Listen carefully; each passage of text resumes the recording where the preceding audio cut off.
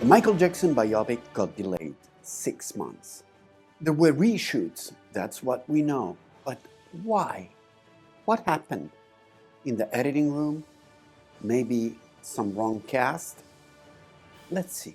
April 24th, 2026. The most anticipated and controversial biopic in decades hits theaters. Michael, the life story of the King of Pop, starring his real-life nephew, directed by Antoine Fuqua, produced by the team behind Bohemian Rhapsody. The trailer broke records, 116.2 million views in 24 hours, more than any music biopic trailer in history, surpassing even Taylor Swift's Eras Tour at 96.1 million. But there's a detail everyone missed: a legal battle, a production crisis, and a compromise that changed the entire ending. The detail everyone missed: the third act problem. Here's what happened behind the scenes. In January 2025, reports surfaced that the film's third act was being completely reshot. Not for creative reasons, not for runtime, for legal reasons. The reason? The film couldn't legally depict Jordan Chandler, the boy who alleged Michael Jackson sexually abused him in 1993. According to Puck News, the original script included a dramatization of one of Jackson's accusers. But there was a problem. During a settlement with Jackson's estate, the accuser was guaranteed they wouldn't be featured in any project. Including them anyway violated that agreement. Lionsgate faced potential lawsuits. The production went into crisis mode. But here's what the public didn't know. This wasn't just about one scene. It was about how to end the entire film, the chaos behind the scenes. Lionsgate initially refuted the reports, telling Variety that production was on schedule. But sources close to the film told people a different story. The inflammatory headlines about the movie halting are simply not true.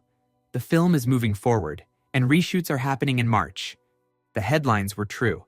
They just didn't want to admit it publicly.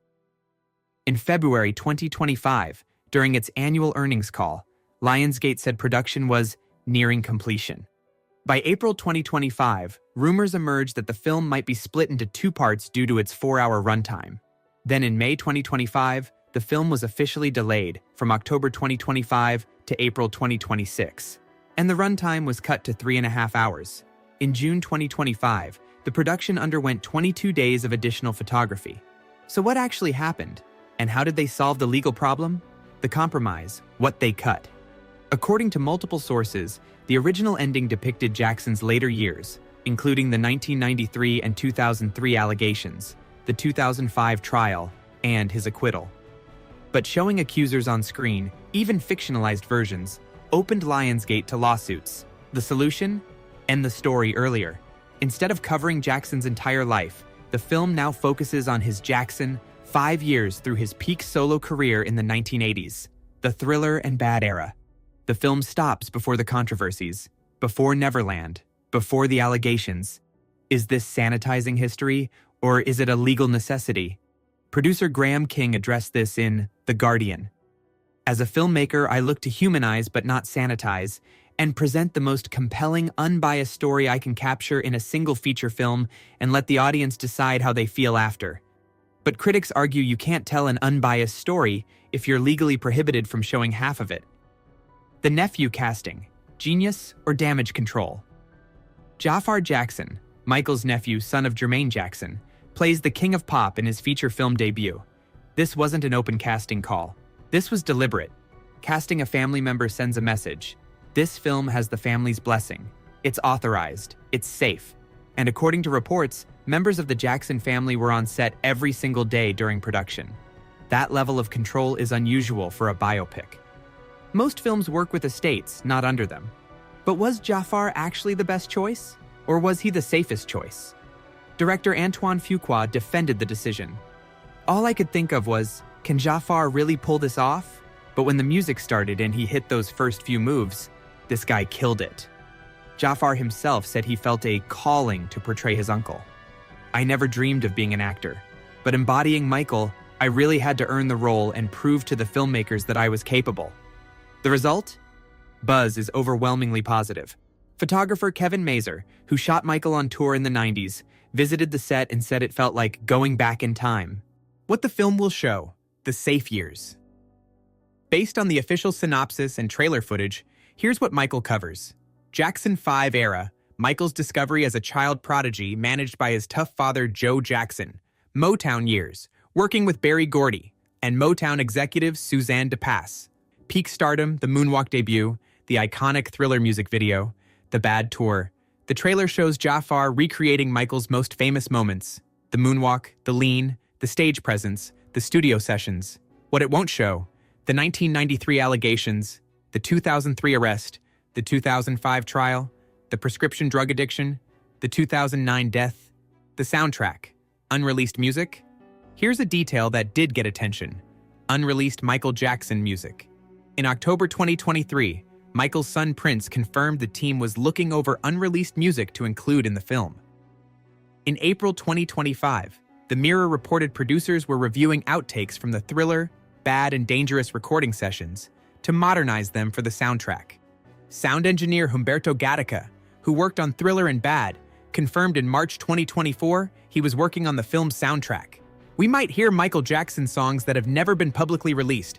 If true, this could drive massive box office. Fans will pay to hear new Michael music on theater sound systems. The cast, a star-studded lineup. Beyond Jaafar Jackson, the cast is stacked. Family: Coleman Domingo as Joe Jackson, father, manager. Nia Long as Katherine Jackson, mother. Jessica Sula as LaToya Jackson. Jamal R. Henderson as Jermaine Jackson. Joseph David Jones as Jackie Jackson. Tree Horton as Marlon Jackson. Ryan Hill as Tito Jackson. Music industry: Miles Teller as John Branca, attorney. Kendrick Sampson as Quincy Jones. Kat Graham as Diana Ross. Lawrence Tate as Berry Gordy. Laura Harrier as Suzanne DePass. Young, Michael, Giuliano Cruvaldi. This isn't a low-budget passion project. This is a $100+ million Hollywood production designed to be an awards contender. The controversy: can you tell a sanitized story? Dan Reed, director of Leaving Neverland, the documentary detailing abuse allegations, called the script startlingly disingenuous from what he'd read. He claims it allegedly discredits the children who allege abuse. The Jackson estate denies the allegations and continues to proclaim Michael's innocence. He was never criminally convicted. But the question remains: can you make an honest biopic while legally prohibited from depicting major parts of someone's life? Some argue yes, focus on the art, not the scandal. Others argue it's impossible to understand Michael without understanding the controversies. The release: April 24th, 2026. Michael opens in theaters and IMAX on April 24th, 2026. Lionsgate distributes domestically. Universal handles international. The film is 3.5 hours long, making it one of the longest biopics ever made, alongside Gandhi, 191 minutes, and Malcolm X, 202 minutes. Early tracking suggests massive opening weekend numbers. The trailer's record-breaking views signal pent-up demand. But will audiences accept a Michael Jackson story that ends in 1990? The detail everyone missed isn't what's in the film, it's what's not in it. The third act that was reshot, the allegations that can't be depicted, the legal compromise that changed the ending. Michael isn't the full story of Michael Jackson. It's the story the Jackson estate approved. The story Lionsgate could legally tell. The story that ends before things got complicated. Is that enough? We'll find out April 24th. What do you think? Can a biopic be honest if it's legally restricted? Or is focusing on the music and artistry the right approach? Drop your thoughts in the comments. Hit that like button and subscribe for more deep dives into Hollywood's biggest productions. So what really happened? Some fixes or damage control? Let us know in your comments what you think, and we can't wait to see the movie. So we'll talk about it together. This is Spoiler Alert Cinema. If you like our videos, please subscribe.